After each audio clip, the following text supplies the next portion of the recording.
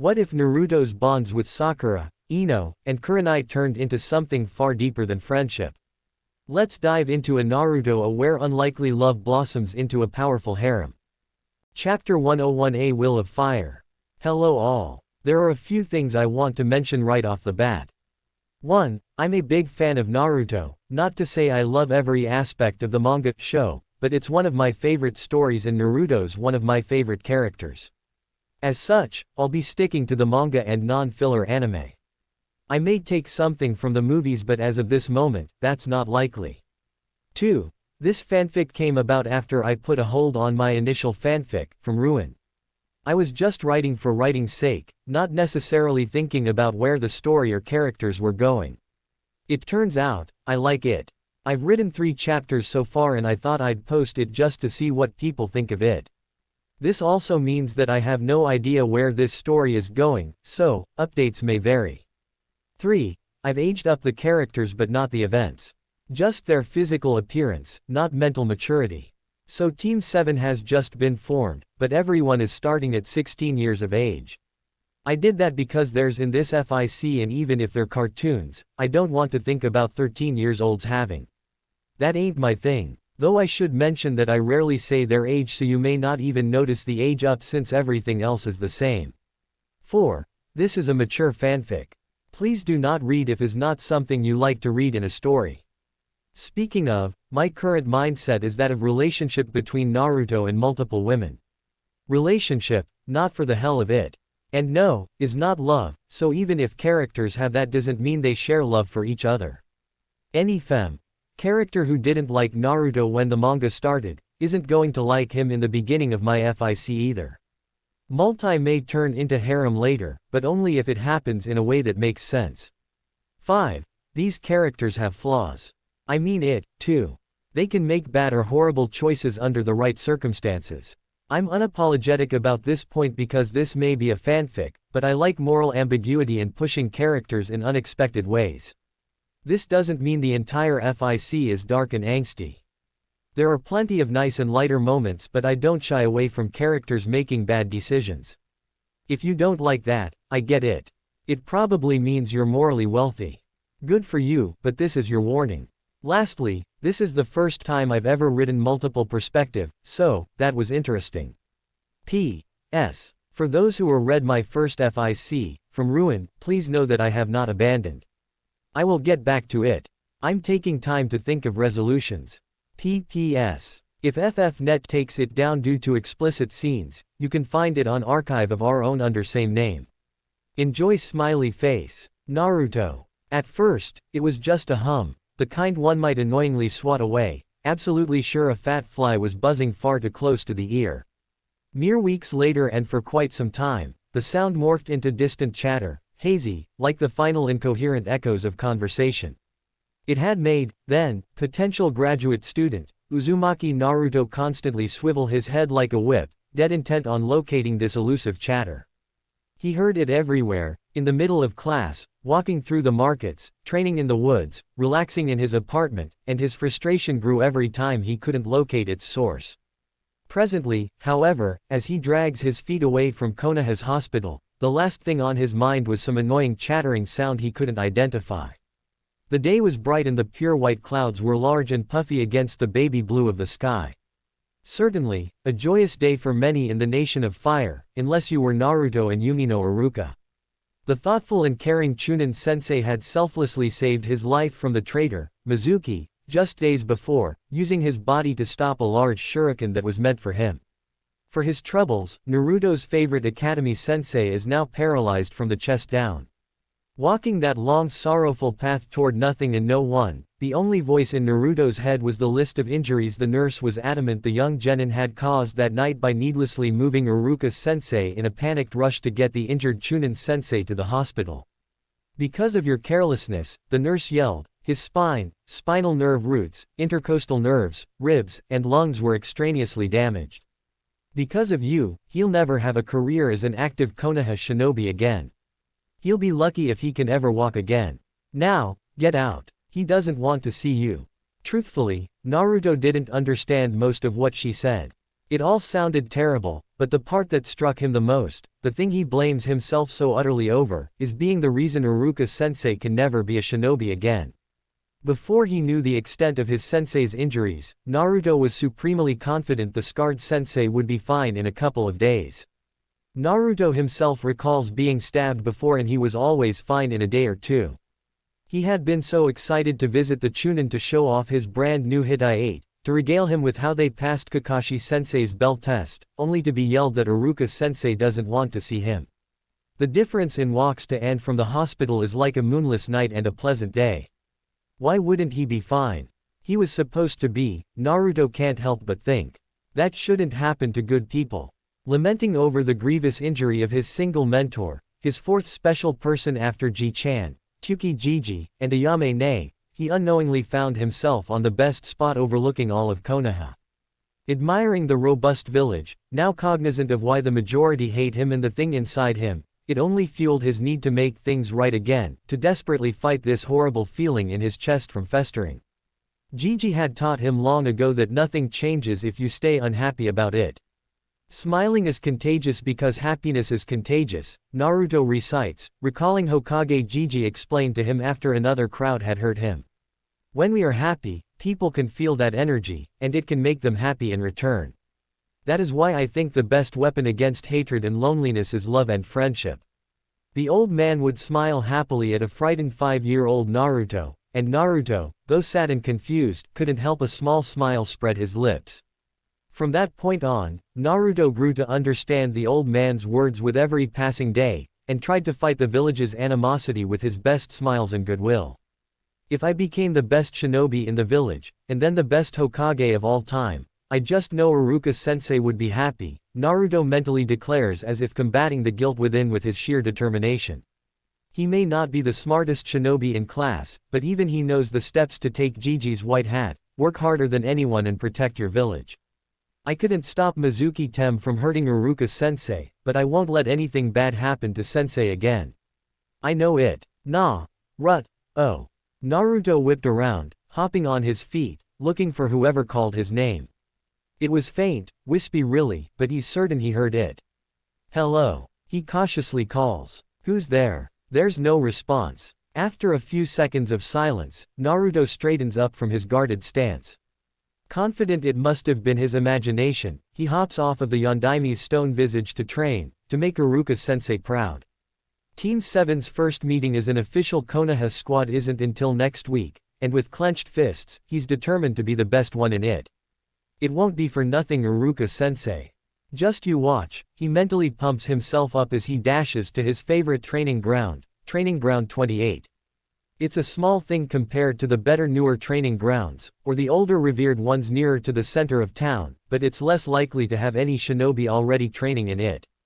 Using rotting, weathered targets hanging from various branches of several trees for his shuriken and kunai practice, he concentrates on attempting 6 simultaneous shuriken throws. He's gotten fairly good at throwing 2 shuriken per hand with decent accuracy, but 3 per hand is frustrating him to get right. As he's just about to release the spinning missiles, he hears it again. Naru, 2. It's louder, seizing his muscles for a split second and breaking his concentration, scattering his precious few throwing stars everywhere but on target. Ua, WHWHWH who's there? Naruto yells out, searching desperately around, in shadows, in the canopy above or bushes below, extending his senses for any sound that's not of nature. Whoever it is better come out now or I swear I'll make you eat dirt. He adamantly yells with a pointed finger. No one comes out. It was silent, unnerving, and he was still and rigid for a solid 5 minutes. He nearly relaxes his guard when he heard it again. Oh you hear, Naruto begins to wonder if he's going crazy because it was starting to sound more like this unrecognizable male voice was in his head rather than somewhere around him where unrecognizable voices ought to be. WWWH who? Naruto stammers, asking aloud but dreading a response, very much so dreading it. I can't, you bet. The voice said, and Naruto runs. Like a bolt out of a bow, he sprints full out with no real direction in mind other than away. How's that? The voice asks. That better. I'm going crazy, I'm going crazy, I'm going crazy. Naruto mentally repeats, casually noticing the voice feels even clear despite sprinting away from it. Feeling nothing but adrenaline in his legs, he runs flat out, making the trees look like a blurry paste around him. "You're no. Going crazy," the young but deep voice states, interjecting his reply in Naruto's thoughts. Suddenly, Naruto ends his panicked sprint with a bit of a slide, ninja sandals ripping earth until he comes to a stop, shouting, "Wait a minute." Looking around the forest again, he asks, "Is this a prank? That you Konohamaru? Sasuke Tem? Kakashi-sensei? Whoever it is, you better believe I won't rest until I get you back 10 times worse." "It's not prank," the voice says. "Though that'd be pretty awesome prank." "Ah," Naruto groans in startling surprise, bringing up his fingers' nails to be nervously gnawed on by his teeth. "This is genjutsu. Some kinda crazy illusion, trying to make me do something stupid, like steal women's panties or eat vegetables. I won't do it. This isn't genjutsu, Naruto," the voice says with a chuckle. "Kami, it feels so weird calling you that." "Why would that be weird, you weirdo? It's my name. How do you even know my name?" Naruto tosses back strongly, walking around bushes and behind trees, doing his best to locate a physical person nearby who's responsible for this jutsu, and yet he finds no one. "I know it's your name," the voice says, still seemingly sounding amused. "Because it's also my name." But for a couple of skeptical blinks, his entire body freezes as his patience momentarily yields and reboots. This may be a wicked prank, but I'm still not falling for it." Naruto yells. "I'm the one and only, future Hokage, Uzumaki Naruto. Now get out here so I can kick the crap out you." "Well, listen up, Uzumaki Naruto, the next Hokage," Naruto starts, lightly mocking the boy's use of his full name and aspiration. "What I'm about to tell you is going to be hard to believe, but you and I share the same name because we're actually the same person. I'm the you from the future." 2 more blinks at the unexpectedly ludicrous revelation and an exhale of admiration, and Naruto can't help but think with a small measure of respect, even I wouldn't have thought of a prank like that." "Thanks, but since I'm you, technically you did, or will." "No, I mean, this isn't a prank," the voice mentally replies to Naruto's thought. "You can read my mind." Naruto calls out, nearly falling from the branch he was using to scale a tree in search of the hidden prankster. After regaining his balance, he hops to the ground, beginning to entertain the notion that there's no one to find because there was no one around. "Oh, this is going to take a while, time we don't have," the voice couldn't help but exhale. "Look, I really am you from the future and I can prove it. You should be genin by this point, at least that's what I was aiming for. Your Jonin-sensei is Hitaki Kakashi, and your teammates are Haruno Sakura-chan and Uchiha Sasuke." "Bah, that doesn't prove anything," Naruto quickly retorts, still looking around. "They announced it in class. Everyone heard." "Fair enough," the young deeper voice concedes. "How about something only you would know? Like the first time you had Ichiraku's ramen. You were 8 years old and Tsukijiji found you unconscious in the alley where he dumps his trash. You were scared but he was kind, and let you sit in his stand. Iyame-ne bandaged you up while Tsukijiji made you a bowl of pork and beef ramen. We knew instantly, outside of Ji-chan, he was one of the few safe adults in the village. And Iyame-ne was just as awesome. Who else could know that but us?" Naruto doesn't respond for a few moments, absorbing the nature and the truth of the voice's accurate claims. He did meet Tsukijiji and his daughter when he was 8. The civilian adults stopped attacking him long before that, but teenage bullies were another matter entirely and would chase him down every time they spotted him. It's true no one would know what Tsukijiji and Iyame-ne did. Wait, Naruto sluggishly speculates aloud. They would know. Jiji and Ne-chan could have told you. I mean, I doubt they ever would, but fine, the voice states. We're low on time, so I'll name a few things quickly. Stuff only we know. You first developed the Warok no technique because you noticed how girls are treated better and how much more attention they'd get. You found a box of barely legal and raw kunoichi magazines in the dump, peeked on girls in the bathhouses, and finished the jutsu in 6 months. Though wide-eyed in shock and red in the face, Naruto refutes nothing as the voice continues. You found your green goggles in the park by the academy. You stayed there for nearly 3 hours waiting to see if anyone would come back for them. When no one did, you kept it on your head in hopes someone might recognize them.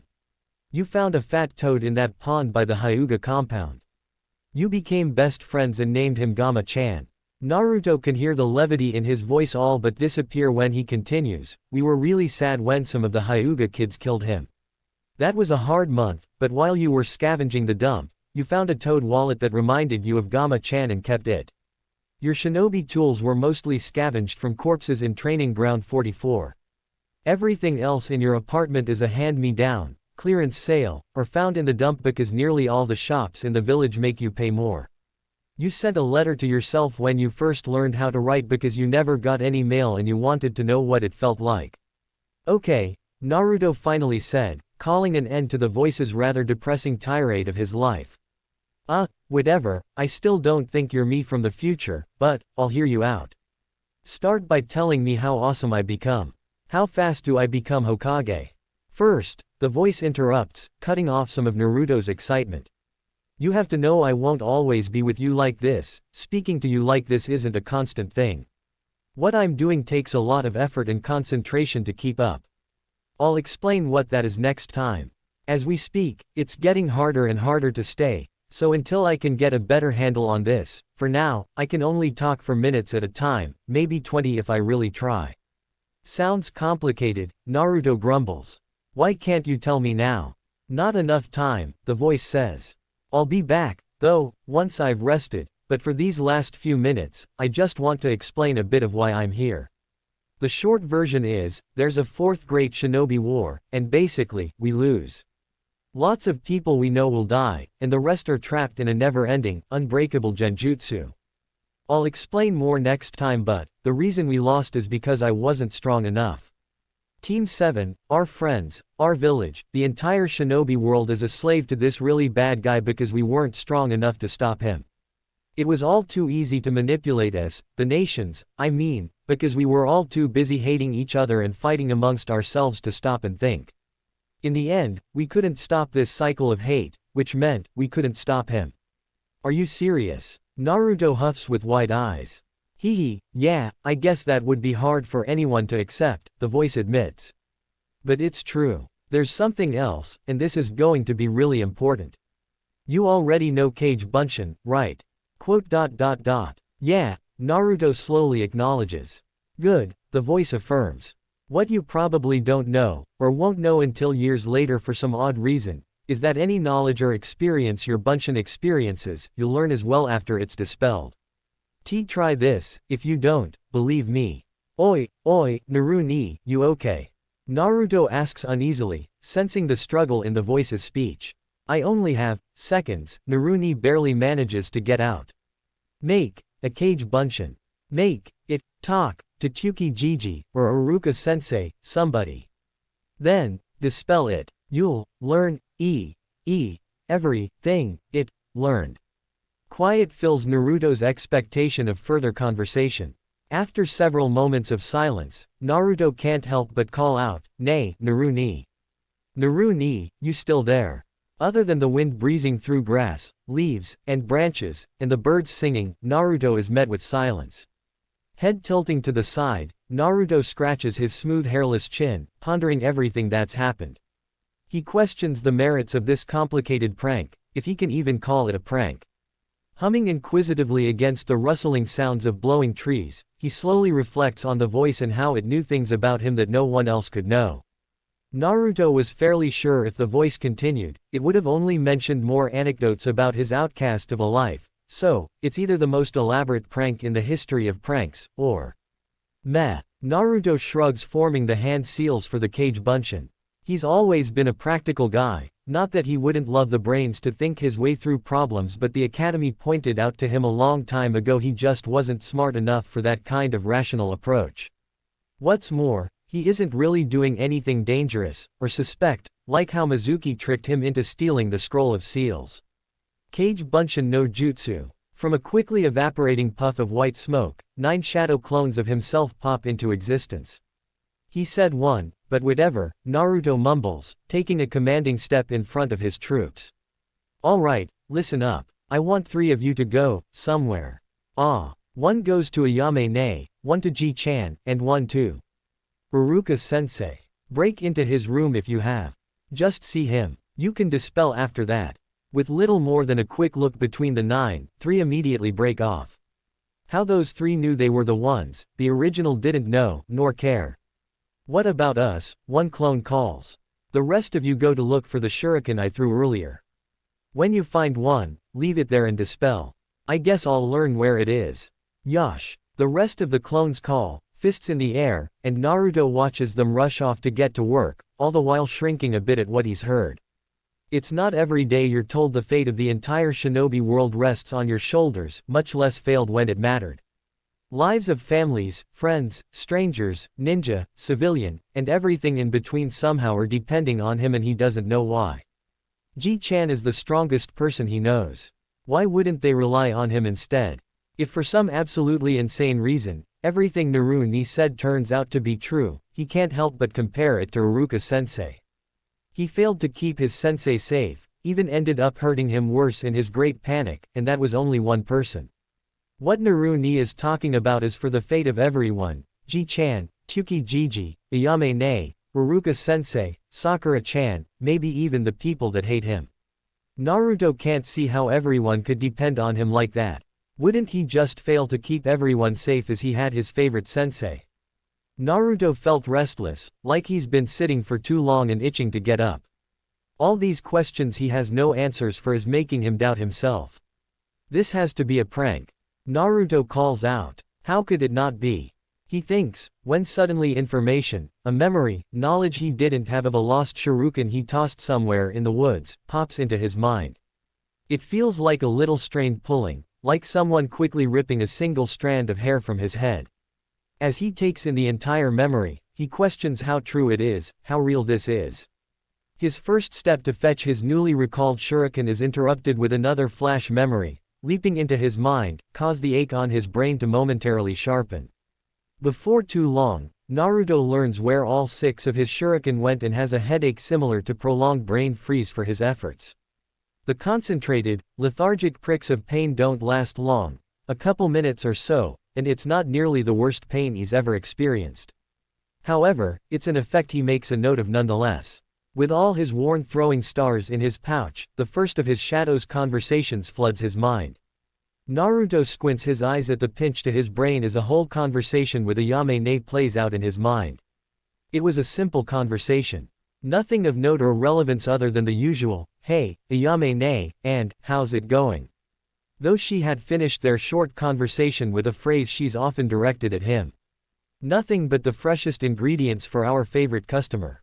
No sooner had he thought that sounds just like her, did another memory materialize in his mind.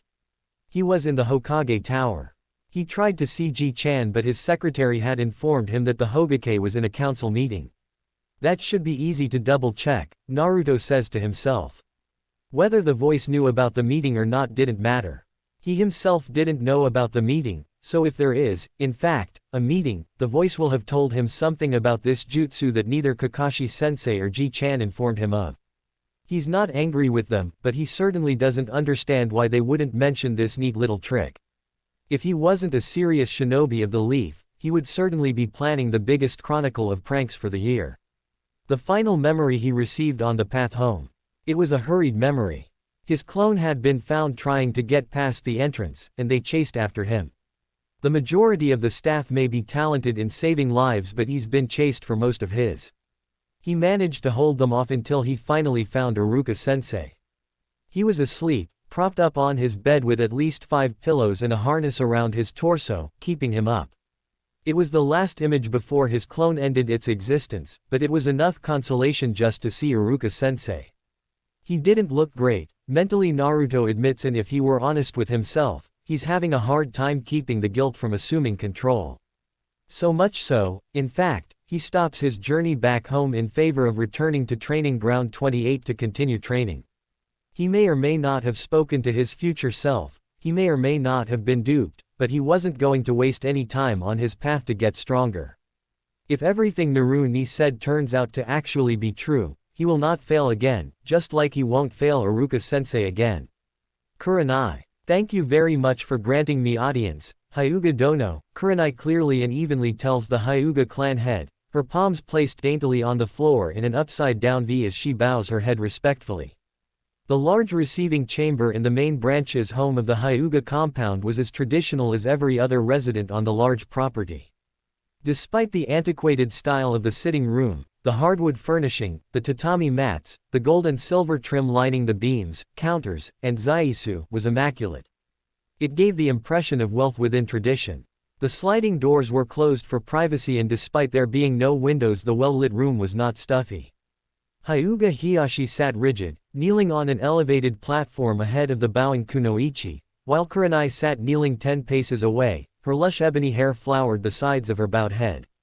Such deference to a man that wasn't her Hokage was unfavorable to her, but sadly unavoidable. The beautiful kunoichi was taught well and studied hard. Though coming from very little, she had unassailable drive, a drive to make her father proud, a drive to prove her mother wrong, a drive to exalt the reverence of Konoha's will of fire. She worked hard to be the best genjutsu master in all of Konohagakure, as much for herself as for her deceased father. But what made her most proud is that every ounce of hard-earned skill and knowledge gained is in profound service of future generations. Their distinguished gains as shinobi of the leaf is her greatest honor. In mind, body, and soul, her goal is to help the youths in her charge in any and every way she can, so they might pass on their will of fire to the students in their time. Determined, Kurenai knows she needed to be respectful to Hyuga Hiyashi for her goal, far more than she would otherwise be. In truth, she doesn't approve of the Hyuga system, but for her charge, she'll bow and give reverence to the arrogant slave owner, even if she'd much rather trap him in a hellish never-ending nightmare for the rest of his miserable life.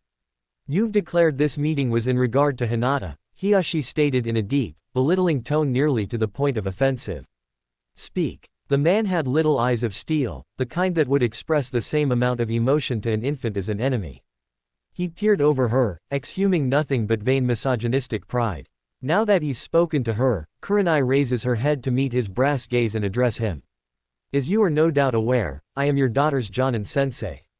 You are not who I would have chosen were I given the honor of petitioning for recommendations, Hiyashi easily explained, as if his callous judgment on the choice of his daughter's sensei was beneficial to how Kurenai viewed herself. For her part, Kurenai didn't betray her ultimate goal for the growing ire toward the Hyuga head. Instead, she continued as if no insult was given. It is because of my inexperience that I wished to speak with you. It is why I've also spoken with the Aburame and Inazuka clans. Continue, Hiyashi commanded like he would another of his servants. Putting great effort in keeping her face neutral of any animosity swirling within her ample bosom, Kurenai continues, no less bothered than by a sunny day. I would not wish to violate any clan's laws, inadvertent or not, as I educate your heir. If there are any subject matters with regard to confidential Hyuga affairs you would prefer I avoid, I'd like to be aware of those boundaries beforehand so I can make the appropriate adjustments to my training regiment. I would also be grateful for any input you can offer me with regard to Hinata-san's training thus far and your hopes for her future progress. I wish to make up any lack of experience with a great amount of preparation, determination, and humility should outside counsel be helpful. I see, the Hyuga head states with spiritless interest. Your willingness to make up your shortcomings is admirable, no doubt serving you well in your short career, however, it is unnecessary and a waste of your efforts. A twitch of the skin between her brows is the only indication that she's taken aback by his words. May I inquire as to why that is? I have no doubt you'll soon learn Hinata has no talent as a kunoichi and is sorely lacking as the heiress to the Hyuga clan, Hiyashi easily answers the beautiful Jonin sensei. As a veteran shinobi and her father I can say, with regret, Hinata is a disappointment as a daughter, an heir to our great clan, and as you'll soon learn, as a kunoichi. I offer you words of caution, as a token for the appropriate respect shown here. Conserve your time, skill, and effort where my daughter is concerned. Save your consideration for the students who have real need of it. Before the death of Kurenai's father in the Kyuubi attack, he instilled in her the foundation her every decision, her every act, her every ambition draws strength from. Kurenai believes that the will of fire passed along to the rising youths of today is more vital to the village than the role of Hokage. After all, the Hokage is only one man. The will of fire is an immortal ideal that's lived on from generation to generation since the founding of the village. It was her absolute imperative to serve her village, her home, by instilling this value in those shinobi of the leaf that need it, Enko being a prime example of that. When everyone else shunned her, feared her, reviled her very name for her association with Orochimaru, Kurenai extended a friendly hand and honest friendship. A decision she's been happy with every day since. For the Hyuga clan head to disregard his own flesh and blood, and disrespect the future of this village to such an extent, Kurenai had to bite the inside of her red lips hard enough to draw blood to keep from losing decorum and failing her mission. She still had need of formal civility, and more than anything, she won't allow him his way. I understand your position, Hyuga Dono, Kurenai starts evenly if not slightly more sweetly than earlier. However, I've had the opportunity to witness her abilities and I am confident she can make a great addition to Konoha's forces. I am most grateful and honored for your advice, however, I have faith that Hinata-san will flourish in the future as a kunoichi, and if I may be so bold, as the Hyuga clan's heir. Your confidence gives me pause for concern, the pompous clan head drolls. If you've indeed witnessed Hinata's skill level and still claim that she will make a fine kunoichi of the leaf, then I question your competence. Hanabi has defeated her in every exchange. Not only does Hinata lack the acumen to master our clan's techniques and fighting style, but she has no resolve, no tenacity. Her spine is weak and her mind brittle. How the arrogant, high-born scum can say that about his firstborn daughter with a straight face, Kurenai will never know, nor care to understand. It's very clear to her this man has given up on Hinata's future. From everything she's heard, what she's been told, as well as watching Hinata herself, Kurenai certainly expected a domineering figure, imposing in his reproachful role as a founding clan of the village, but this goes far beyond Hinata's timid selflessness. Kurenai would bet everything she owns that this man hates his daughter, or at the very least, holds a deep grudge against her. She's certain there's a reason, an explanation of sorts, but at the moment, the why isn't important. Her decision is clear. She must take Hinata away from this man's clear psychological abuse if Hinata ever has a chance of reaching her potential and gain her will of fire. Soon, Hanabi will enter the academy, and exemplify the true strength of the Hyuga clan, Hiyashi proudly states with even a hint of affection. As for your request, Hinata is capable enough to keep clan affairs to herself. You need no summary of her training thus far. It will not change her grade nor her fate. You may leave. Kurenai wasn't leaving. She was practically vibrating with conviction and with resolve, stating, I wish to make a request, if you would do me the honor of listening to my selfishness. He remained still as a statue, however, the rumbling groan she can hear from within his chest gave away his irritation. After some tense moments of stretched silence, his tense jaw responds, speak. I wish to take Hinata-san as my live-in ward, Kurenai promptly responds with all the steadfast tenacity she could possibly imbue in her tone. She doesn't lack parental care, Hiyashi grounds out, his ire quite clear in his tone. She does not need your custody. Regardless of the Hyuga's desire to end discourse, Kurenai is driven to continue. He father taught her to fight hard when it matters, as he did when the village was attacked by that detestable demon, so too will she against this one. I do not ask to foster her as a parentless child, but to develop her capabilities and confidence in our shared profession as shinobi of Konohagakure. I firmly believe she is still more than capable of improvement and I have great faith she can make her clan and village proud. She may have put too much emphasis on, can, but maybe he needs to hear Hinata is not beyond hope as much as she needs to hear it, that there is somebody in this village who believes in her. And Kurenai is going to make sure Hinata knows she has all the support she needs in her sensei.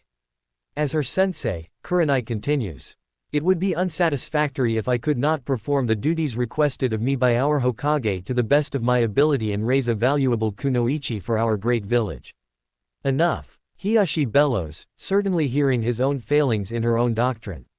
Kurenai flinches at the boom of his voice, slightly jerking her head and lush dark locks to the right. It's not that she was scared or startled by the man's outburst. Quite the opposite in fact.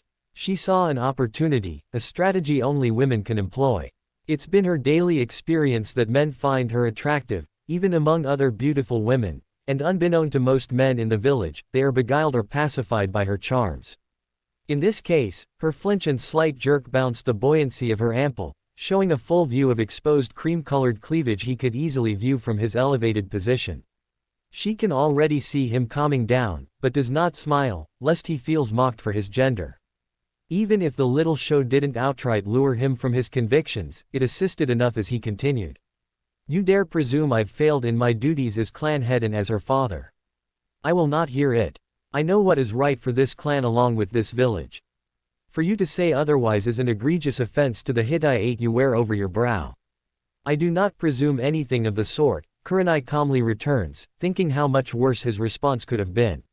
I only wish to suggest a perspective not previously available. Consider, Hinata may respond more advantageously under the guidance of another kunoichi. As a woman, I may better understand her mindset, her needs, and address them to the benefit of her growth. The seconds tick on in silence. Kurenai is certain the pompous man is weighing his options against his disinterest against his public image. That's exactly the position Kurenai wanted to back him in. If she's truly too far gone and he's given up on her, then her request shouldn't matter. And should he deny her request, it's more clear than ever how much contempt he holds for her. Furthermore, the Hyuga's image could not possibly appear weak. The Hyuga are too proud to accept any outside assistance with one of their members, much less the heiress. She's fortunate that's not an issue here since Kurenai is already her assigned sensei. The tense silence seems to stretch on forever until Hiyashi finally addresses her. You play a dangerous game, Yuhi-san. Your attitude towards me is not as well hidden as you believe, not from my eyes, for no one can see better than the Hyuga. Regardless of your childish beliefs, you have a duty as her sensei. If it is professional prerogative that Hinata needs supplementary lessons, I will allow you to take a vested interest in her growth. As the head of this great clan and her father, I am not so proud that I would deny my daughter additional aid, no matter how misplaced it may be. However, if I see no significant form of improvement by the end of the Chunin exams, Hanabi will succeed her as heiress. He didn't have to say the rest for Kurenai to understand what's at stake. The Hyuga clan needs only one heir. Like Hizashi before her, born only seconds after Hiyashi, Hinata too will be branded with the clan's cursed seal. Despite being born of the main family branch, a fate no better than slavery by many accounts. You paint a lofty picture of my daughter, the man continued almost snidely. Let it not be said that I did not give you the opportunity to realize such passionate claims. It would be an undue waste to challenge the time stipulation, but she won't simply take such a concession lying down. She's never been the type to roll over and show her belly, not since her father. No, for her students, she'd slit the man's throat without hesitation. With just as much tenacity as she's demonstrated thus far, Kurenai continues, to further aid her progress, I request she stay with me in my home. It is a simple 3-bedroom home in the Shinobi district with all the amenities necessary for training.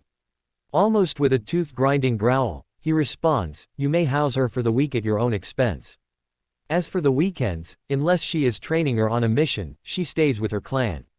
Kurenai promptly bows, the cool steel of her forehead protector touching the back of her hands placed firmly on the floor. Thank you for your time and consideration, Hyuga Dono. Choji, waiting patiently behind a wood beam within the large traditional home of the Akamichi clan, Choji watches his mother speaking with Nara Yoshino-san by the doorway.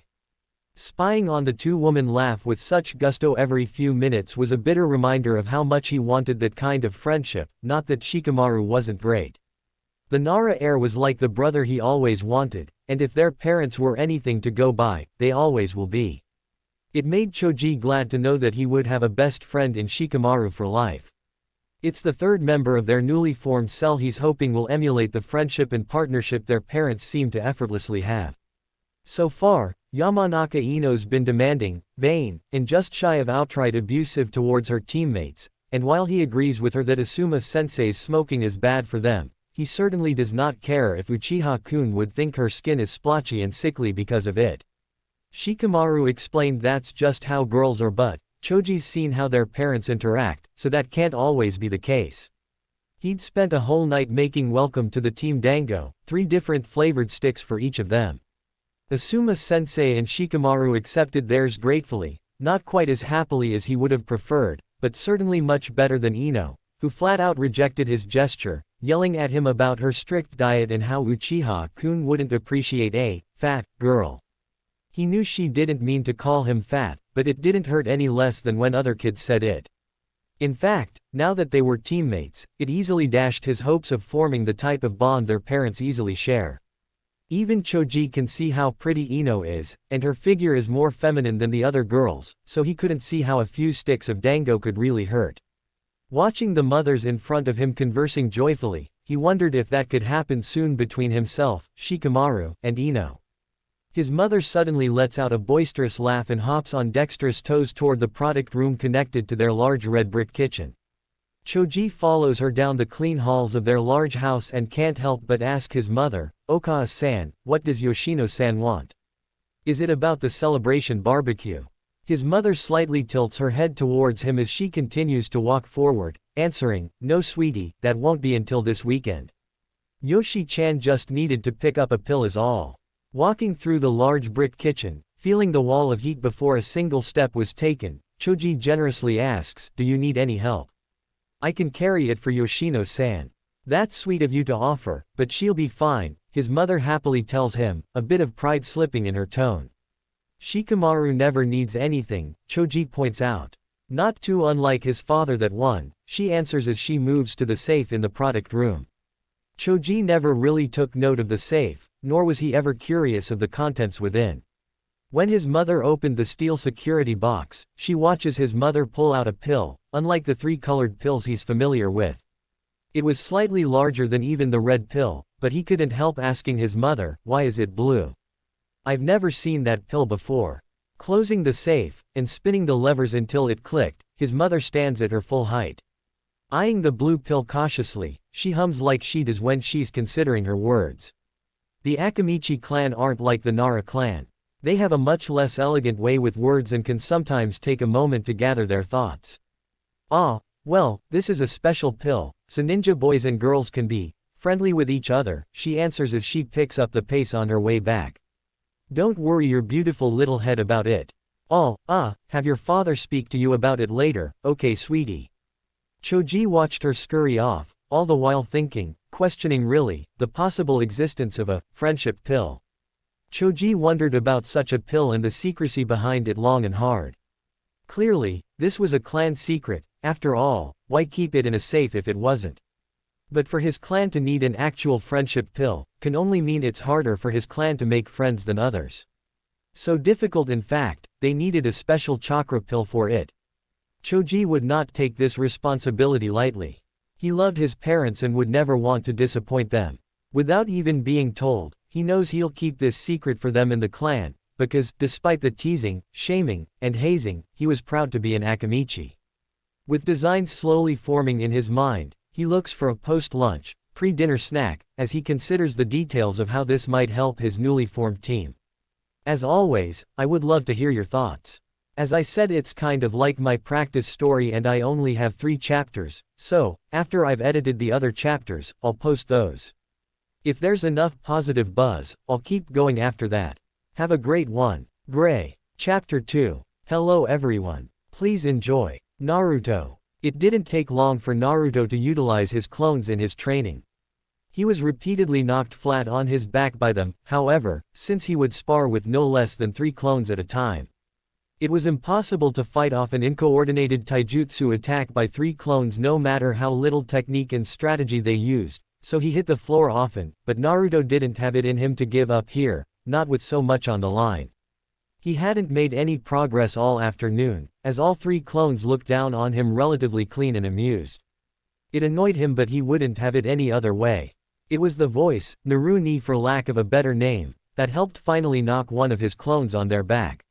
Facing off against the clone in front of him, doing his best to match, block, or parry strikes, but leaving his back wide open to attack, he hears a, hey, that seemed to be behind him. Naruto blocks the clone in front with a tense forearm, while sending a blind kick behind him. At the solid contact, Naruto counters the clone in front of him in a grapple before dispersing all 3 clones. Naru-ni. Naruto calls out slightly out of breath to his surroundings, before recalling that the voice is in his head. Still, to the energetic blonde, it feels far more normal talking aloud than it does thinking conversation between himself and his future self. You back. Haha, Naru-ni, huh. The voice in his head laughs. Now that Naruto hears it, the voice's voice does ring fairly close to his own. It's deeper, more mature, yet with a hint of playfulness. So I take it you believe me. Nope, Naruto flat out states. But I don't think you want to hurt me, and I wanna know more jutsu and stuff. So, what else ya got? Haha, I can get behind that, Naruni remarks, no less amused.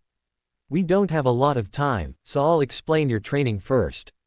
After that, if there's enough time, I'll tell you more about what happened. Naruto sounds in complete approval. This is going to be sweet. I can't wait to burn Sasuke Tem to a crisp with fire jutsu. The look on his face, Naruto calls out laughing at the prankster's vivid imagination. Huh, I can almost see it, Naruni comments. Well, listen up because every second counts. Hi, Naruto yells enthusiastically. The most important thing you'll ever learn is chakra control, Naruni asserts. Now before you start complaining, you need to understand that this is like the backbone of every awesome jutsu you use. Think about ramen without the delicious broth, it's like that. Kakashi-sensei is going to teach you chakra control in, let's see, have you guys started your first D-rank mission yet? No, Naruto answers. After we passed the bell test, he said we'll start in a week, so quickly checking his fingers, 6 days from now. Then he won't actually start teaching you guys chakra control for a little over 2 months, Naruni states with an annoyed huff. This is vital stuff, man. Now that I think about it, Kakashi-sensei should have known you could learn this a lot faster than Sasuke. Really? Naruto yells boisterously. Hey, now, I may not be using my ears to hear you but that still hurts. Shesh, sorry, Naruto returns. We're going to be using a training method a lot of other shinobi don't try because they either don't have the chakra reserves for it, or they die. Naruto's neck stiffens and his eyebrows shoot up as Naruni continues. The reason why it'll be okay for us is because we have large reserves, and on top of that, we heal really fast, so our brain won't pop. Naruto lets out a sigh of relief and Naruni continues to explain. Yash, are you near a tree? At Naruni's behest, they move to a secluded spot deeper in the forest to train as the future Naruto explains the idea behind chakra control and how he can learn tree walking faster than anyone due to his Kage Bunshin. Well, not everyone, he corrects himself. Sakura-chan got it on her first try. She's got scary good chakra control. Alright Sakura-chan, Naruto bellows, taking a break as his clones kept trying to climb the tree, with very little success. I always knew she was special. She even beat the Tem. Yeah, she's got the best chakra control out of all of us, Naruni fondly replies before seriously stating, you know, we're going to have to help her out. She may have wicked chakra control but her reserves are pretty low, and more than that, she told me a bunch of times how she wished she trained more seriously when she was younger. Yash, Naruto quickly agrees with him. This is going to be great. When she sees how much stronger I am, she's definitely going to forget about that Tem and go on a date with me. I'm fired up. I don't think we can help her like that, Naruni sadly tells the blonde boy. Huh, why not? Naruto can only tilt his head up since technically there's no one to turn to. Answer me this, who does Sakura love right now? TCH. Naruto spits his answer, both of them acutely aware of the black-haired, self-proclaimed, Avenger. That's only because she doesn't know any better. Whether she has good reasons or not, it's still her choice to make. Just like no one can tell you who to love, no one can tell her who to love, Naruni slowly expresses. But that's not fair, Naruto calls out. He doesn't even like her. All throughout the academy, he barely looked at her. How can she be okay with that? He thinks he's so much better than everyone because he's an Uchiha and a little better at some things, but he's not. Listen, Naruto, I want to ask you something else and I want you to answer me honestly, Naruni maintains. Do you love Sakura-chan? Damn right I do. The boy quickly answers without a moment's hesitation. She's the best and the smartest and even though she's not from a ninja clan, that didn't stop her from being the top kunoichi in our class. What's her favorite color? Naruni asks, pulling Naruto up short. When he couldn't answer, Naruni continues, I guarantee you it's whatever color Sasuke likes. Her favorite food is probably whatever Sasuke likes. From her style to what she eats, everything about what she does has Sasuke in mind. Naruto turns contemplative and uncharacteristically silent. They both are, but Naruni is the first one to grow anxious enough to ask, you still there? MNN. Why are you telling me this? Naruto whines. It's really bumming me out here. Sorry, Naruni sympathetically expresses. But the reason why I asked if you love her was because I already know you do. Then why? Naruto interrupts but is quickly interrupted himself. Because I'm going to ask you to do something you won't like but will be better for her. Huh. He tilts his head, lost as to what he means. Naruto, I want you to love her enough to help her get strong rather than trying to impress her to be your girlfriend or go on dates. Right now, she doesn't know how strong she can really be because she's doing everything for Sasuke. It's like trying to study when you can only think about ramen. Ah, Naruto quickly understands. It's impossible to learn anything like that. Right now, she barely trains, spends most of her time on her looks, or studying topics she thinks Sasuke would like. It would be better if she were training to get strong so she can protect those she cares about, but she's just not there yet, so we have to help her realize that quicker. Trust me, you think she's the best now, wait till you see her destroy a cliff with her fist. Ooh, that sounds absolutely perfect. She already has a wicked strong punch, Naruto happily says. So how do we get her there? I have a plan, but it all depends on you not pushing her with dates and stuff. I know that'll be hard since we've always loved Sakura-chan, but I promise you it's going to make her better. And later, when you see how proud she is of how awesome she is, you'll be happy you did this for her. If it's for Sakura-chan, I think I can do it, Naruto confidently states. If it'll make her strong, I'll do anything. Hell yeah we will, the voice eagerly agrees. Alright, now let's get back to training. We got a long way to go and I don't have much time left. Can you at least tell me how you're talking to me from the future? Naruto asks. You believe me now? Naruni jokingly asks. No, I just want to hear your explanation, is all, Naruto slowly reasons. Fine, but remember to keep this to yourself, Naruni ardently suggests. You go telling people you're talking to a voice in your head that's from the future, they'll call you crazy and commit you to the insane ward, if you're lucky. Got it, Naruto nods apprehensively. They probably wouldn't believe me anyway. Well, remember the unbreakable genjutsu I mentioned before? Naruni asks, to which Naruto tilts his head to try and recall. You know, the one that has everyone trapped. It's called Infinite Tsukuyomi and it enslaves everyone in the entire world in a dream state, feeding off their chakra. Naruto's face crunches as if tasking something horrible before asking, so why aren't you trapped in the genjutsu too? It's not enough to close your eyes or cover your ears. If your body receives any sensory information, sight, sound, touch, taste, smell, then that the illusion has you. I'm pretty good at fuinjutsu and I trapped myself in a sealed expanse, a dimensional pocket, completely cut off from the outside world, he explains. Though Naruto doesn't completely get it, Naruni continues. Where I am now, everything is white and I can move around but I can't get out.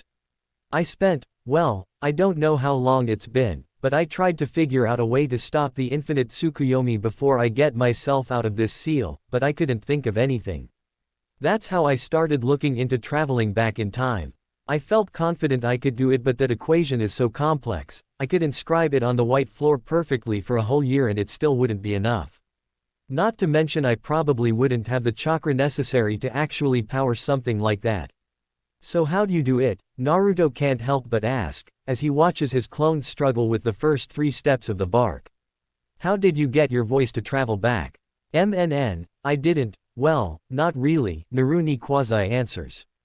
Kurama and I figured. Kurama. Naruto breaks in curiously. A friend keeping me from going insane, he easily answers before moving on.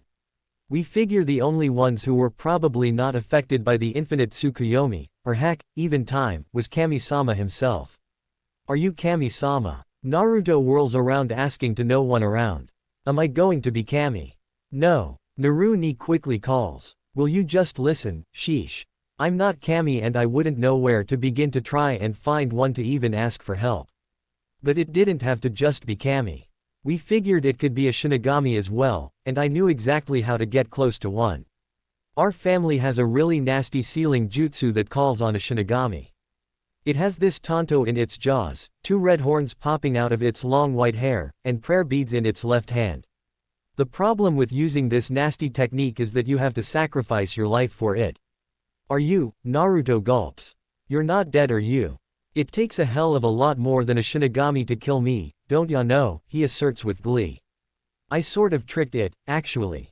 If the Shinigami isn't affected by the illusion, and more than likely time because they're eternal, chances were good I could figure out some way to ask for help. But the more we thought about it, the less confident I was that we could convince it. But you know what? You and I have prayed occasionally, usually for amazing stuff like more ramen and fancy shinobi tools. Other people pray for all sorts of things. That's when I realized Shinigami's prayer beads might be able to hear all prayer, and if the prayer beads receive wishes from people, then it might also be able to send as well. It was the biggest gamble of my life, and I don't care for gambling, but I went for it, and here I am. I summoned him, I stole his prayer beads, and told Shinigami-sama I'd give it back to him after I was done using it. You pranked the Shinigami. Naruto yells. Awa, he must have been pissed at you. Wait, does that mean he's pissed at me too? You've doomed my soul to hell. Calm down, you're not doomed. He wasn't really all that pissed, actually, Naruni chuckles as he said. He agreed, and I've been struggling to use this thing ever since. Like I said when we first talked, it takes all of my concentration and effort. That's why I can only do this for 20 or so minutes a day, or at least until I get better at it. Wow, Naruto says. You're crazy, man, awesome, but definitely crazy. Thanks, but for my loved ones, I'll fight anybody. Hell yeah, Naruto calls with a clenched fist. Yosh, let's master tree walking, Naruni challenges good-naturedly. I'm thinking we can get to water walking before you meet Team 7 next week. By day's end and several hours into the night, Naruto lay panting, sweat soaked through his favorite blue and bright orange jumpsuit, with a splitting headache, but he was making progress. He and his 10 clones can already make it halfway up a tree before they exert too much chakra and are blown off. After dispelling his first clone, a day's worth of training nearly knocked him out, easily getting the headache started. By the 5th, for some reason, his mind felt strained, hollow-like, and chalky. After dispelling the final clone, he had a pounding headache, his bones felt hotter than the surrounding muscle, and his overtaxed chakra, for lack of a better word, felt like it was choking to move. He needed to rest before he can make his way home. Even the way the night wind pulled at his hair hurt, but the pain cascading throughout his body was worth it, not that he expected it to last much longer. Injuries never seemed to last long with him. Despite the labored breath of his comatose body, he felt happy. This was hard work. It's days like this that are the currency he needs to make his dreams of being the greatest Hokage ever come true. He just knew it. Tomorrow he would train even harder. Naruni will tell him more about his plan for Sakura-chan, and he'll be water walking by next week. Sakura. Sakura was leaving one of the vendors. Her father's trade caravan is closely affiliated with carrying her prize securely in her grasp. So precious was this treasure, she couldn't risk leaving it in her bag. It will remain in her protective hands the entire walk home. Sakura was euphoric as she realizes nothing could stop her in her quest now, not with this absolute treasure. Armed with this fragrant weapon, she was sure to reach Sasuke-kun's heart now. Sakura wasn't from a wealthy home and certainly didn't own property like many of the clans in the village, but her father came across all sorts of valuable items traveling through his trade routes, and her mother always ensured some form of commission for their family from her seat on the civilian council. Her father came across the latest silks, tools, wardrobe, and other odds and ends he finds throughout the country, and now, clutched in her strong grip, the most sought-after bottle of perfume in all the elemental nations. Every kunoichi or civilian girl with a man in her pure heart has read about its amorous properties in one or all the beauty magazines. It's the nearest to a guarantee a budding girl with prospects of love in her heart could have, and it was all mine. And if Kami-sama hasn't smiled down wonders on her enough, walking towards her now is none other than her eternal rival and strongest competitor for Sasuke's affection, the only girl who doesn't seem to know when she's lost. Well, would you look at that, the platinum blonde with pupil-less blue eyes starts mocking. Wonders never cease. Somehow all the flies in the village manage to avoid hitting that gigantic forehead of yours, Ino hurtles. Shooting stars happen less often than that. Sakura was impervious today. The platinum blonde's biting jab did nothing against the strength of her alluring weapon. Sakura allows a wide mischievous grin to spread her cheeks till they hurt, actually causing the beautiful blonde to become cautious. Slowly, And quite deliberately, Sakura raises the incredibly distinctive, highly sought-after expensive bottle of perfume with the showmanship of her delicate hand. It was a tiny thing she could easily hold between her thumb and index fingers, but the effect was as immediate as it was glorious. Ino knew instantly what the pink-haired girl had, and while Sakura is quite sure the Yamanaka clan have far more in their coffers than they need to purchase Ino a bottle, she doubted their clan head, her father, would shell out such an unreasonable amount of ryo for such a small bottle of liquid gold, especially when its only purpose is to make his daughter more attractive to boys. Ino turns irate, before denial mars her beautiful face, then becomes angry again. Before Ino can even utter a syllable of righteous indignation, Sakura starts laughing heartily as she walks triumphantly past her arch-rival. Sakura didn't have to speak, her weapon was that strong and this battle is won. It's Sakura's victory. Enjoy it while it lasts. Sakura hears the platinum blonde beauty yell at her through the busy market street. I'll get an even better bottle. You'll see. Other than having Naruto Baka on her team, absolutely everything was working out in her favor. Sakura hadn't seen Sasuke-kun since they passed Kakashi-sensei's belt test last week, so she was more than looking forward to seeing the perfection of his beautiful face and the amazement of his kami-given ninja talent tomorrow. In her eyes, it was a foregone conclusion that he was a once-in-a-lifetime shinobi and no one could ever top him. She just had to make sure she looked perfect for him. After the tragedy he's been through, it's what he deserves after all. Eagerly running home, she couldn't wait until tomorrow. She absolutely needed to prepare, and the more time she had the better the results will be. She had thought to spend some time training and honing her skills. After all, she was the top kunoichi of their class. But one look at her hair and she knew it didn't shine quite as vibrant as she knows Sasuke would like.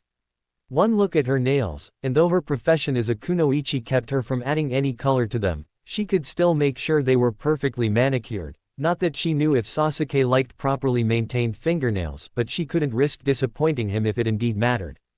Add to all of that, her new premium fragrance in hand, and there was no way he could ignore her tomorrow. Naruto. D-rank missions suck, Naruto mentally tells Naruni. Last week flew by in a hurried blur of training, strength training, eating ramen, hurting all over, sleeping, training some more, then repeat, repeat, repeat. It was the hardest week of training Naruto had ever experienced in his life, more so than his entire 6 years in the academy. It wasn't to say that he didn't try as hard in his school days, but the bits of progress he was making under Naruni was different than the scraps he could scrounge together from hard-hearted sensei who didn't seem to care about his education in the least. In his youth, when his school texts were stolen, they would never give him another one. When he didn't understand something, the senseis were always too busy to help him. He was even banned from the library. If Naruni ever turned out to be a fake, Naruto couldn't see himself becoming terribly upset about it. Naruni was teaching him in earnest, even if it was for only 20 to 30 minutes a day. The training was even tailor-made for him.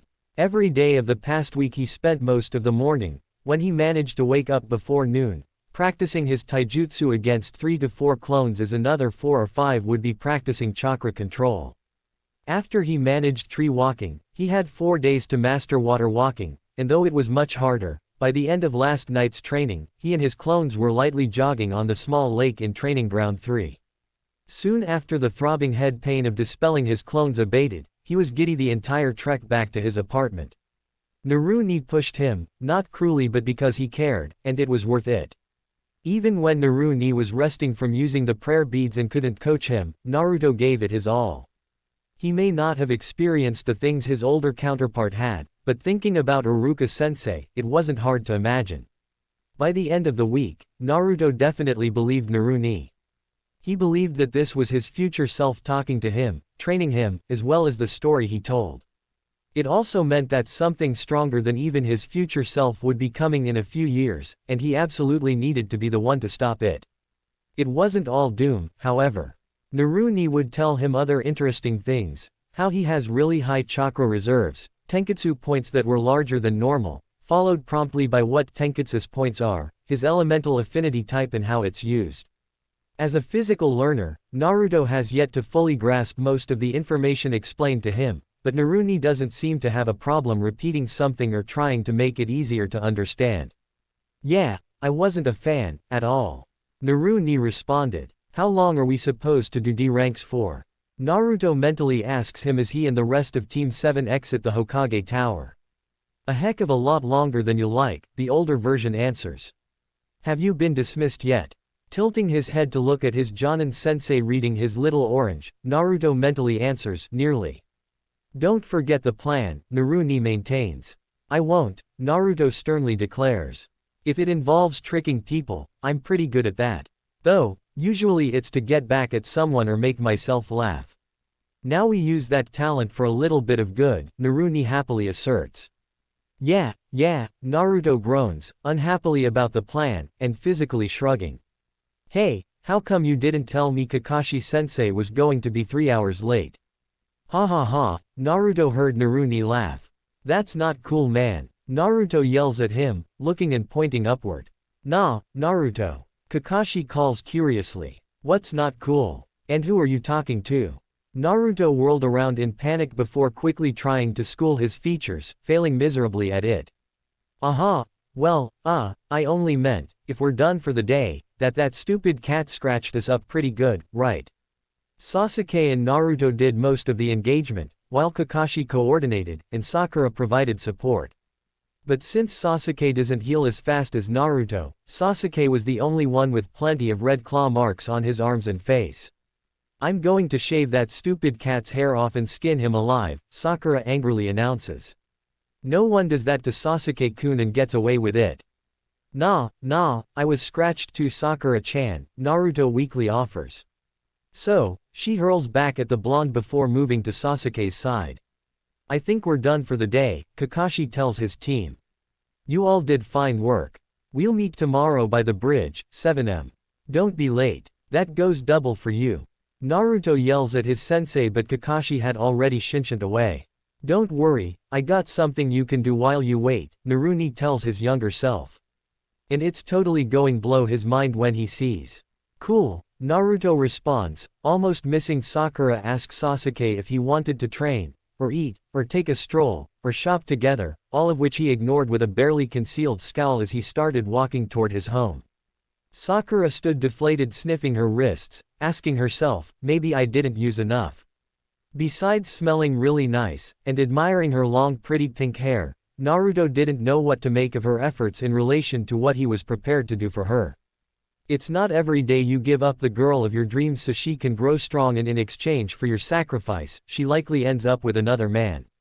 It's a lopsided sinking feeling that drags his feet and slumps his shoulder, but, he wanted, more than anything, for her to be happy and strong, and Naruto did tell him they'd be really good friends in the future and even better teammates, so that was a positive in his. Nay, Sakura-chan, Naruto starts but is quickly interrupted by an ill-tempered Sakura. If you even think of asking me out on a date, I'll hit you so hard you'll land on the other side of the village.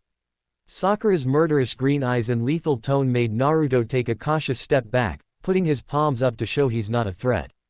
She spins around to head home when Naruto tells him, I know it's hard, but, remember, you're doing this for her, for the girl we both love. Taking a moment to gather up some courage, he runs after her, calling out, Sakura-chan.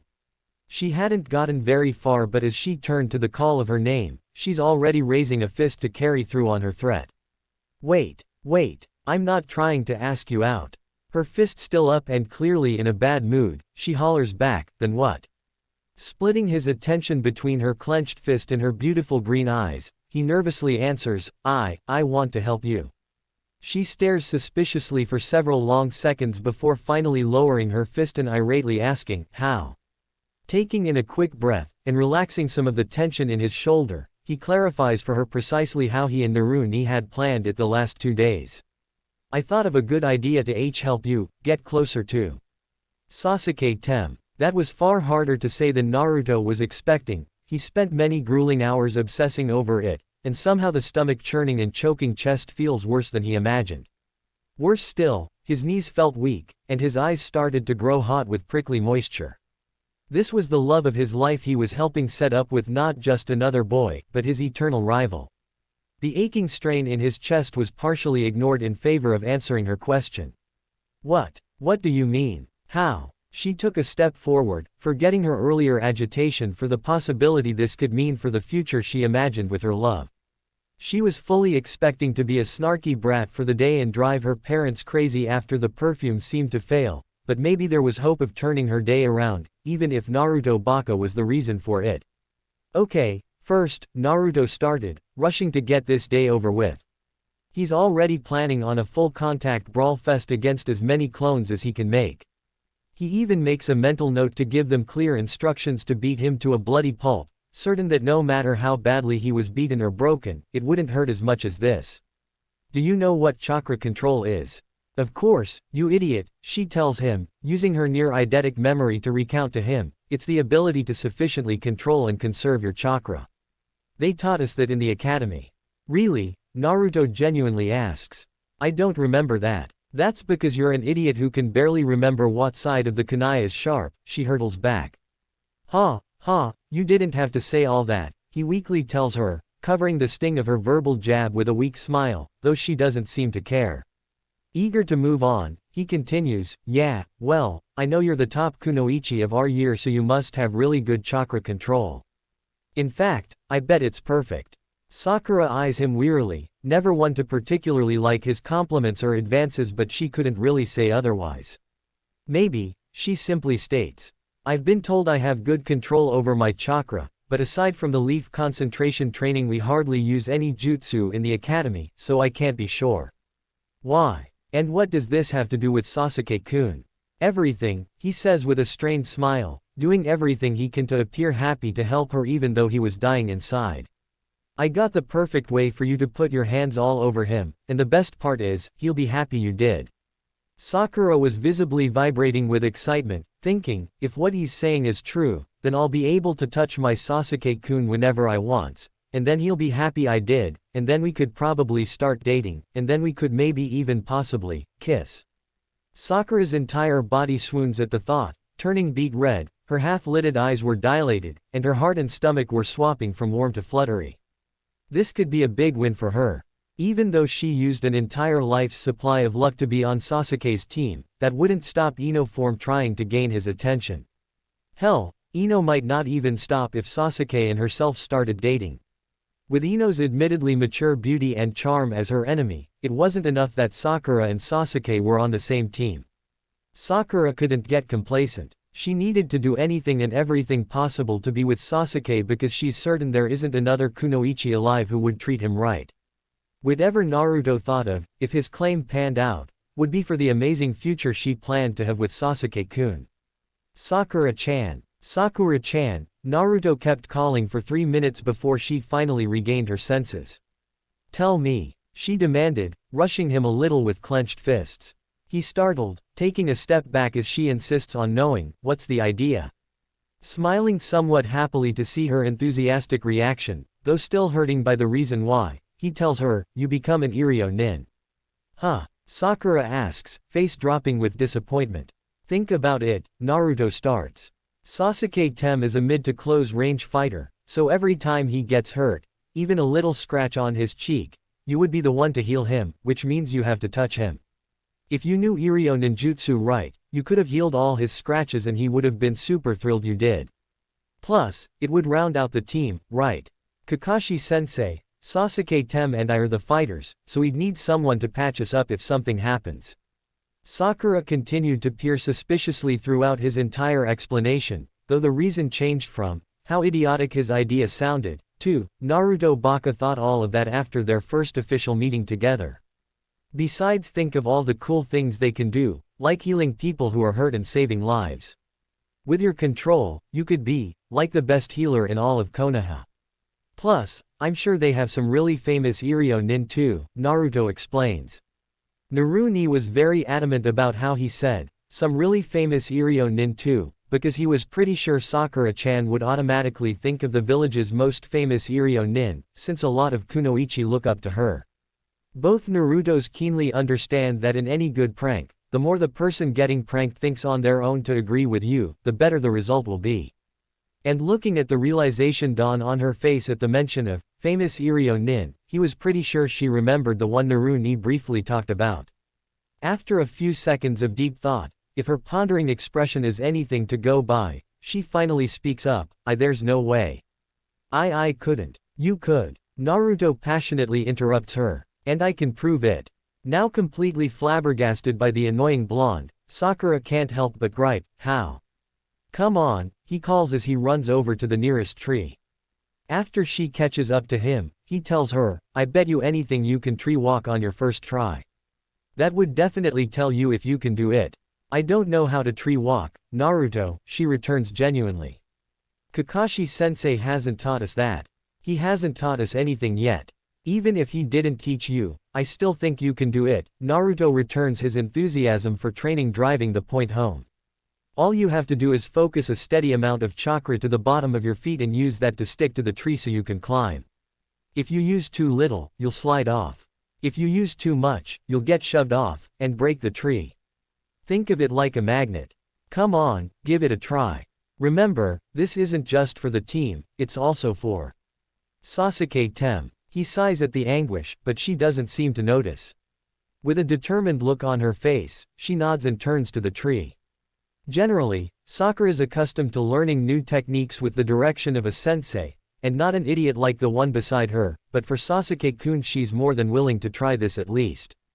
Because if this was as possible as Naruto seems sure it is, then maybe she could use this to get closer to Sasuke-kun than any other kunoichi could, especially her rival, Ino Pig. Molding her chakra has always been as easy as stretching, and she effortlessly manipulates the flow of energy to her feet. Her first step is a tentative one. She did have to admit, however, that a small part of her liked the prospect of moving in a direction similar to Tsunade-sama of the legendary Sannin. Like many kunoichi in the village, Tsunade-sama was a heroine of hers. She grew up hearing stories of her strength, her legendary healing ability, and her beauty. So many girls in the academy aspired to be her. Whenever students had to create a report of their favorite shinobi, a good 80% of the girls chose Tsunade-sama. So when her first step stuck, easily, followed by her second step, also as easily, Sakura began to wonder how well she may actually be able to do. With her third step, she was completely parallel to the ground but felt no danger of falling. She was in complete control, and honestly, a part of her couldn't believe it. Way to go, Sakura-chan. She hears from the ground beneath her. Another part of her couldn't believe Naruto was the one who led her here. He's not a sensei, nor is he smart, or talented, he's the dead last of their class, and yet he urged her to tree walk before anyone else. When she made it to the top of the tall tree, she was a little winded, but funny enough, she was proud. Not that this was anything to be proud of. She knows this is only a first step many shinobi can easily do, but, to know she was now among them, gave her a small sense of pride. Reaching the ground, Naruto couldn't help the huge grin on his face as he proclaims, I knew you could do it. On your first try too. That's so badass. Yeah, she huffs, winded but mildly enjoying the praise, even if it is from the baka. She leans against the tree to rest some. Are you okay? He asks with a heavy amount of concern in voice. She had small chakra reserves in the beginning, Naruni answers him as Sakura just waves him off to say she's okay. You probably have low chakra reserves, Naruto sagely repeats to her, making Naruni laugh a little. Sakura looks at him questioningly as Naruni tells him, I think she's on board. Now you have to talk to Ji-chan. I remember, Naruto mentally replies. I'll probably disappear before you're done, so let me just explain what you're going to do every time Kakashi is late, which sucks to say, will happen all the time. Do you know why that is? Naruto asks. I mean, why he shows up late. I do, but I can't really get into that now, Naruni proclaims. Next time. So, what am I doing? There are a couple of exercises that'll help you master your futon chakra, Naruni sagely explains. There are so many badass jutsu that you'll be able to learn after these exercises. It'll be super hard to beat you then. Naruto moans, salivating at the thought, and finishes with, I want. Want, what? Sakura slowly asks from the tree, before pushing off to walk to him. Nothing. He quickly tells her, remembering he's not alone. I think we should start walking to Hokage Tower. What? Why? She gasps, not at all expecting Naruto to say that. "'Cause, I think Ji-chan can help us," Naruto earnestly responds to his pink-haired teammate. With an exasperated sigh, Sakura begrudgingly decides to educate him. Naruto Baka, we can't just walk into Hokage Tower like that. Everyone there is extremely busy. Don't worry, he tells her, already starting to walk. It'll be fine. Besides, you need some intro stuff to be Iryo Nin. Well, why can't we just get them from Kakashi-sensei, she asks, running after him. He's not here and I don't know where he lives, Naruto naturally tells her. Do you? She just shakes her head, her beautiful long pink hair flowing easily with every shake of her head as they walk toward the tower they had left only 20 or 30 minutes ago. So, Naruto starts as the teammates walk in silence. The exercise goes like this: you take a leaf, any leaf will do, place it flat on your left palm, cover it with your right palm, then try to cut the leaf in half using just your chakra. That sounds crazy, Naruto returns. Can I really do that? Hell yeah you can, and so much more, Naruto answers with complete confidence. When you're trying to cut through it, that's when you're manipulating futon-natured chakra through your hand. Try to think of it like making your chakra as thin and as sharp as possible. Don't worry if you don't get it right away, it took me a while and I had thousands of clones doing it at the same time. Sounds tough, but it wouldn't be worth it if it wasn't, Naruto reasons. So do this when Kakashi is late. Should I make clones while I do it too? Not yet, he answers. I want you doing something before he eventually shows up. Though, you probably ought to make some clones in the morning and have them practice water walking while you wait. Dispel them when sensei shows up so you're not dead on your feet for your missions. Naruto mentally groans. All RD missions had better not be like this, or I'm going to snap at some point. Ha ha ha, yeah, I'm just about out, Naruto states. Tell me how it goes tomorrow. Will do, Naruto mentally returns, but with a very real smile. What are you smiling about? Sakura asks suspiciously with a hint of disgust. Naruto groans, fidgeting a step before awkwardly answering. The real question is, why aren't you smiling? I mean, our team just got a whole lot stronger with an Iryo Nin. Baka, Sakura calls back, though lacking the same heat she might have if he had insulted Sasuke. I'm not an Iryo Nin yet. I don't even know how you plan on getting me material from Hokage Tower. We may be genin, but they don't just see anyone. Well, I don't know about others, but we're going to see Ji-chan, Naruto informs her. I don't usually have a problem with seeing him, though sometimes he's pretty busy. Sakura is skeptical of her blonde companion, but sure enough, Naruto, without being prompted to by the Chunin secretary, without being summoned by the Hokage himself, without even hesitation to second-guess himself, simply grabs the door's handle and walks right in, as if he were walking into his house. Hey Ji-chan, the young blonde calls out. Slack-jawed, Sakura can't believe Naruto Baka would call the leader of their entire village, the strongest shinobi, Ji-chan, as if they were related. No, not even if they were related, because even blood relatives to the Hokage would show more respect than that. He really is an idiot. She couldn't help but think, ready to drag him to the floor, to bow and beg for forgiveness, that is, until the Hokage just chuckles. Back so soon, Naruto-kun? The pleasant elder asks the grinning blonde. Eager for another D-rank mission. Blech, Naruto tongues. You can keep those. The Hokage couldn't help an aged belly full of slow laughter. It truly was a nostalgic pleasure to see the young repeat the same experiences he had when he was a genin. What can an old man help you with today? The Sandame asks, then peers to the pink-haired girl still standing by the door with quite the look of surprise on her face. Isn't this your teammate? Naruto happily hums, turning from the Hokage to Sakura, then back. Forgive me, Hokage-sama. Sakura starts stepping in and bowing respectfully. I'm Haruno Sakura, member of Team 7. Yes, I recall, the Sandame easily says, taking out his pipe and prepping for a good puff. It's always an interesting break when Naruto shows up, he thinks. What can I do for you? Ji-chan, do you have any scrolls or something that can help Sakura-chan do Iryo ninjutsu? She's got wicked perfect chakra control, and it would be super cool if our team had an Iryo nin in it.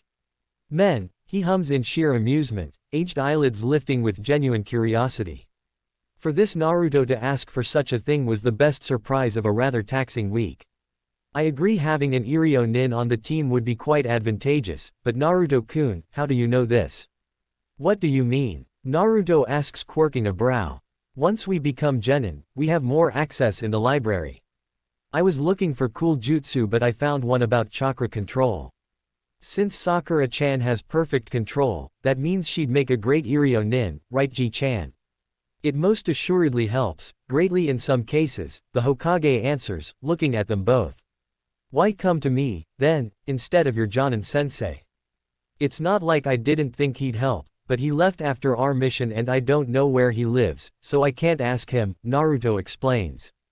Besides, we just need something for Sakura-chan to start with. She's got like a perfect memory, so I bet she can remember things better than I can, he finishes with a smile. Oh, I don't know Naruto-kun, you can remember a lot, it seems, the elder tells him. Getting up, the Hokage moves toward the far wall, with several long shelves filled with many scrolls topping many more. I happen to have a collection of scrolls on Iryo ninjutsu that spans from beginner to intermediate. Looking through his many scrolls, he finally pulls 2 out, then turns to a nervous Sakura. Now, these are very precious to me, so you have to promise to be careful with them. They were gifted to me by one of my students, so you'll have to return them when you're done, understand? Yes, of course Hokage-sama, Sakura quickly conveys. This is such an honor, I'll be extra careful with them, I promise.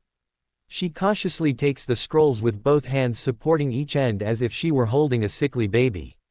All right, Naruto calls from his seat. I knew you could help, Ji-chan. So, how's your training coming along, Naruto-kun? The elder asks, retaking his large seat.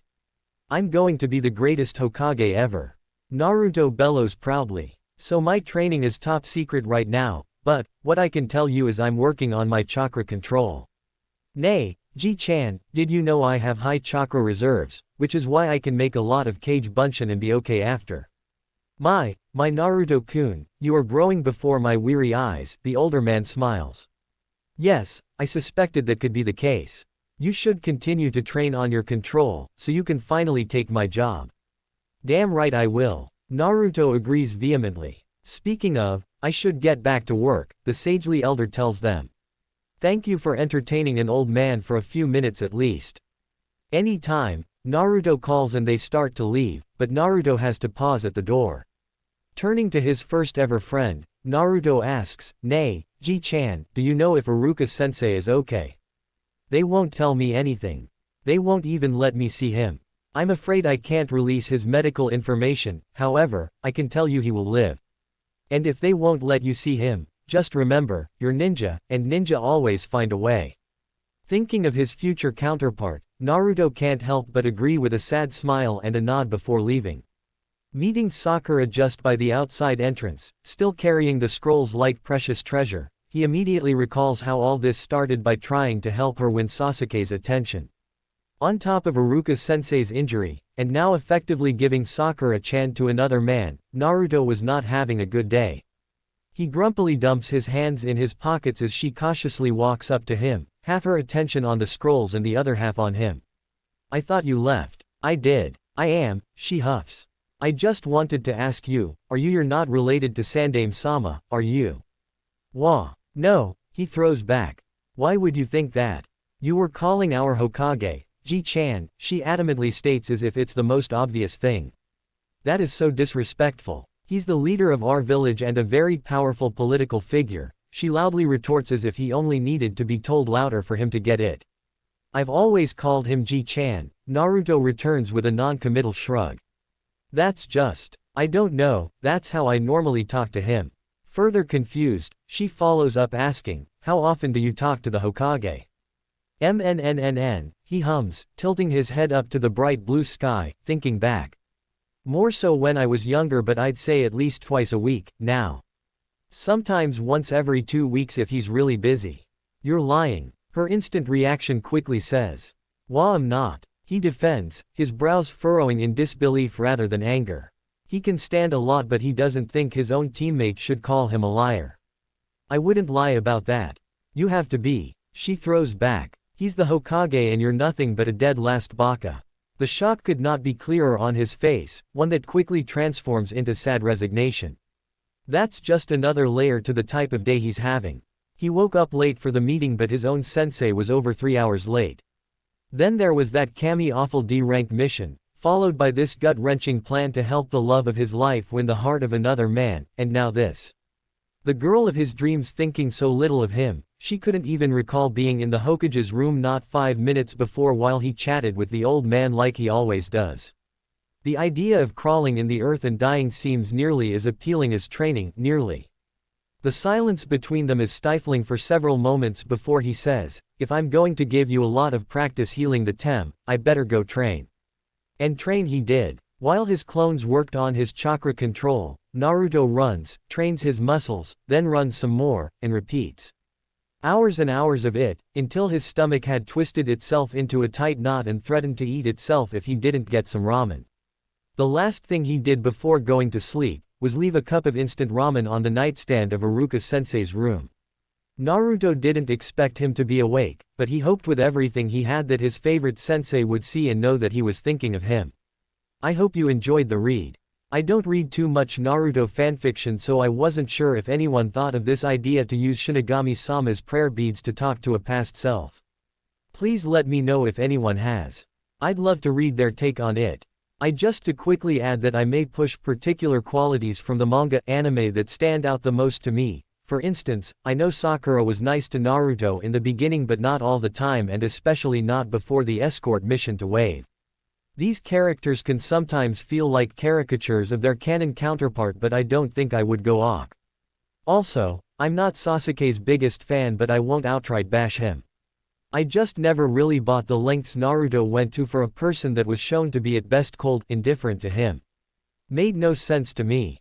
Maybe if Kishimoto made them running buddies cruising the streets of Konoha when they were kids, before the Uchiha massacre, I'd have an easier time believing how far Naruto went for Sasuke, but oh well. That's why fanfiction exists, I guess. I do have plans for Sasuke, but they won't happen anytime soon, so expect an asshole for now. As always, please let me know your thoughts, and have a great one. Gray. Thanks for watching. If you enjoyed this Naruto What If, don't forget to like, share, and subscribe to Fox Fan Fiction for more epic alternate universe stories.